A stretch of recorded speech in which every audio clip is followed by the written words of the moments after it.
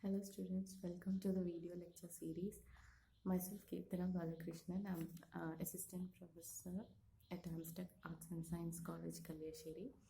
I'm going to deal with the video lecture on the topic the biographical sketch of Dakshayani Velayudhan.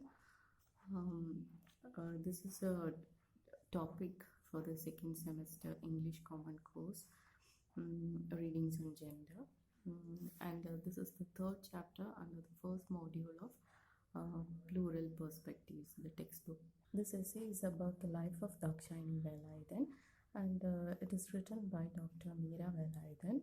She is the daughter of Dakshayani Velayudhan, and Dr. Meera Velayudhan's focus was on to study the struggles of women in varied historical contexts, both pre-independence and contemporary. So this essay gives us a glimpse on Dakshayani Velayudhan's life.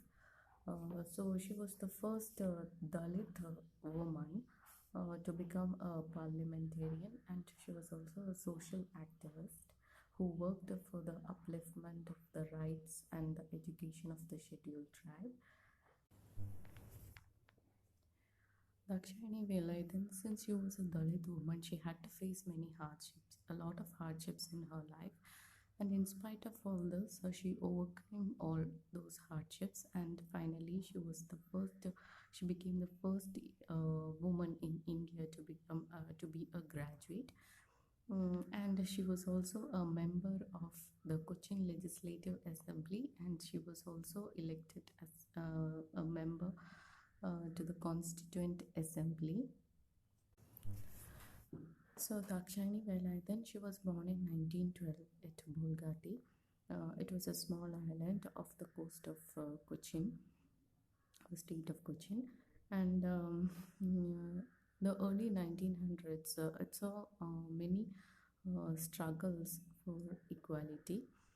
So she was born during this time, and it was the time when Iyengali fought for he fought the anti-caste struggles, and it was during this time many agitations like Villuvandi Samaram, Kallamala agitation, and such agitations were taking place.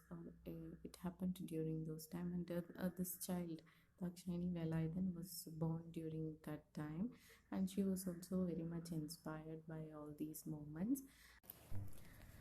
Dakshayani Velayudhan, she was born into a poor Pulaya family. So when compared to other Pulaya families of their village, they were comparatively a little bit rich, because her father was a school teacher, and their house itself was the school. And he used to it said that they had a house of their own, and they had 1 acre, about 1 acre, more than 1 acre land, and with coconut and other fruit trees, and they could earn money by selling coconuts itself. And then it is said that her father used to go for contract work of buns. It is said that her 2 elder brothers were the first in the community to crop their long knotted hair and wear shirts. And in those times, shirts were considered to be an upper class cloth. It was usually worn by the Christians and the members of E-River community.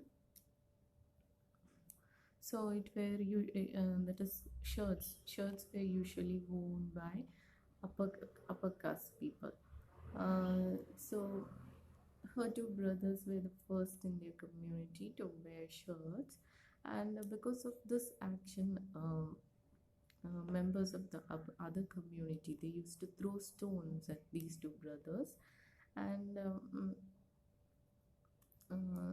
that is while they were traveling, the brothers, while they were traveling on boat, they were thrown stones. So, as I told you earlier, Dakshayani was the first Dalit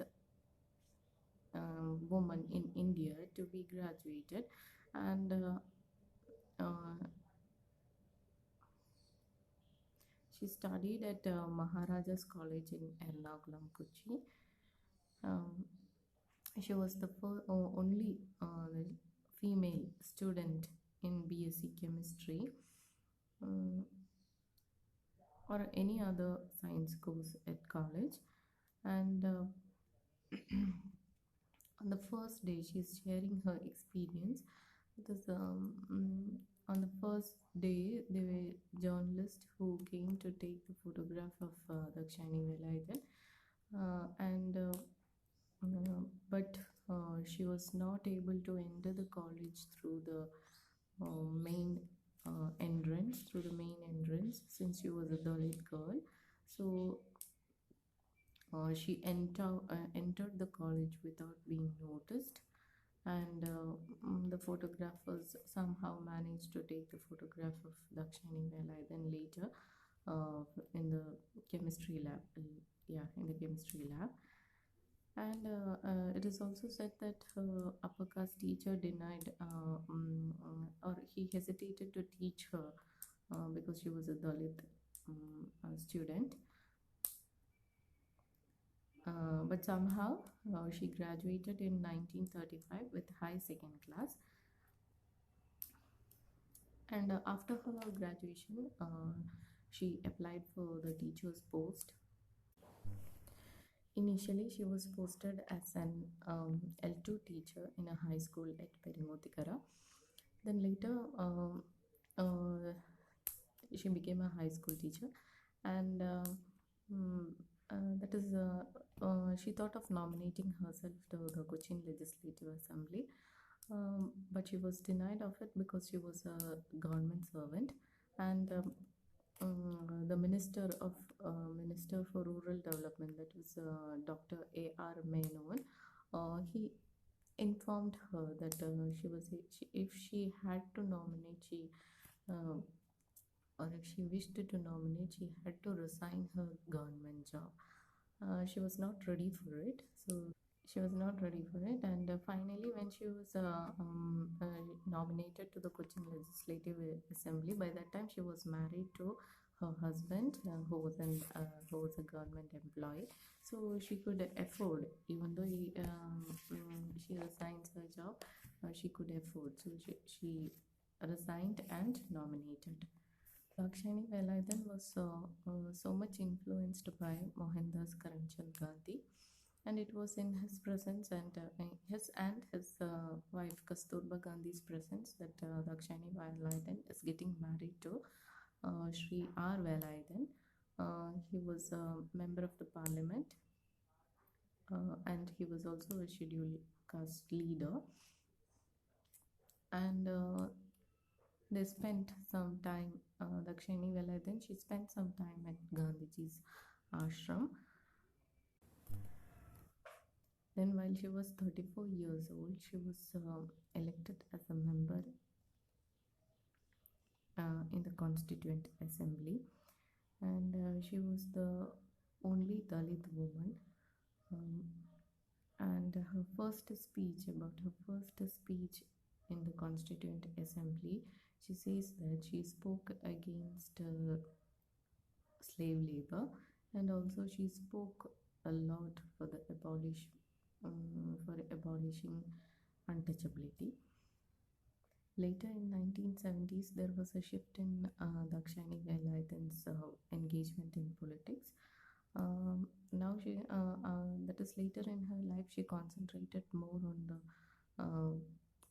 on the formation of Dalit National Platform for Dalit Women.